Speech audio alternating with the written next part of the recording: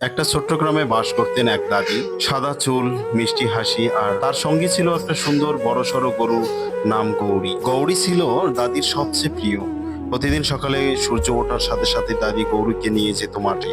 সেখানে ছিল সবুজ ঘাসে ভরা বিশাল এক খোলা জায়গা। দাদি বলতেন, গৌরী খাও রে যত খুশি, তারপর তুই দিবি আমায় মিষ্টি মিষ্টি দুধ। আর কি আশ্চর্য, প্রতিদিন গৌরী ঠিক 100 লিটার দুধ দিত। গ্রামের সবাই অবাক হয়ে বলতো, ও দিদি, তোর গরুটা তো জাদুকরি রে। দাদি সেই দুধ বড় পাত্রে ভরে নিয়ে যেতেন বাজারে। সেখানে তিনি দুধ বিক্রি করতেন হাসি মুখে। তার দুধ এতটাই খাঁটি ছিল যে সবাই দাদির কাছ থেকেই দুধ কিনতে চাইতো। দুধ বিক্রির টাকা দিয়ে দাদি কিনতেন টাটকা আম, কাঁঠাল, কলা আর লিচু। এভাবে প্রতিদিন দাদি ঝাঁপে ভর্তি কলা, আম, লিচু নিয়ে বাড়িতে যেত হাসি। এভাবে চলতে থাকলো দিন। গৌরী, দাদি আর তাদের ভালোবাসা গ্রামের সবার কাছে এক টুকরো মধুর গল্প হয়ে গেল। ভিডিওটি ভালো লাগলে লাইক, কমেন্ট, শেয়ার করে পাশে থাকবেন। ধন্যবাদ সবাইকে।